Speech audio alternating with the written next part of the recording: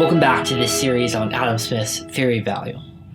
As we've discussed in prior episodes, Smith bounces back and forth between a labor embodied and adding up theory of value in his Wealth of Nations.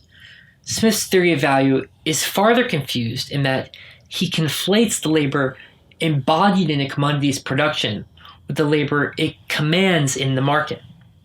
Although Smith uses the terms labor embodied and labor commanded interchangeably at some times, later economists have come to distinguish the labor commanded theory of value as a distinct theory.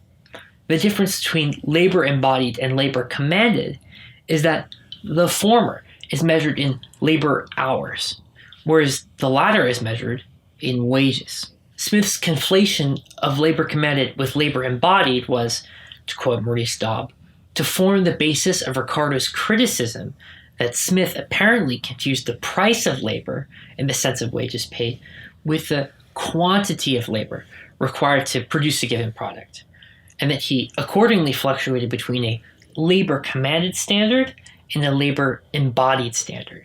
The quantity of labor and the price of employing it are not the same entity. The price of the labor employed to create a commodity can vary independently of the quantity of labor embodied in it, not least of the reasons being that fluctuations in the prices of commodities which wages afford can affect wages.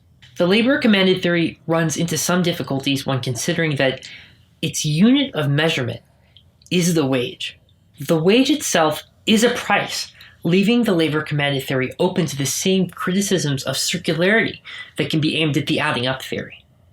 Circularity issue aside, the labor commanded theory also suffers from the problem that wages themselves vary with the price of commodities that the labor commanded theory proposes to be a measure of. As the historian of economic thought, E.K. Hunt, has pointed out, quote, the amount of any commodity that can be purchased both depends on its own value and the value of the object being exchanged for it, and can vary as either or both of these vary. Since the labor commanded by a commodity varies both with the fluctuations in the value of labor and the value of the commodity purchasing it, the price of labor cannot be a measure of value. This is the problem with the labor commanded theory. So far in this series, we've discussed three theories of value that are all present in Smith's Wealth of Nations: the labor embodied theory of value, the adding up theory of value, and now lastly, the labor commanded theory of value. All these theories of value are at odds with each other in one way or another, which makes it hard to say exactly what theory of value Smith adhered to. These three theories of value represent three directions that economics went in the aftermath of the Wealth of Nations. That's one of the topics we're going to cover in the next episode. If you're a graduate student or professor studying economics, particularly history of economic thought, and you have something interesting you'd be willing to share with me, I'd like to speak with you. Please reach out to me by filling out the form linked in the description of this episode. If you're studying economics at the undergraduate or high school level and you're in need of a tutor, I may be able to help you.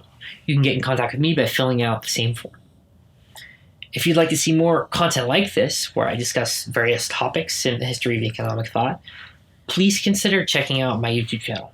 I'll see you in the next episode.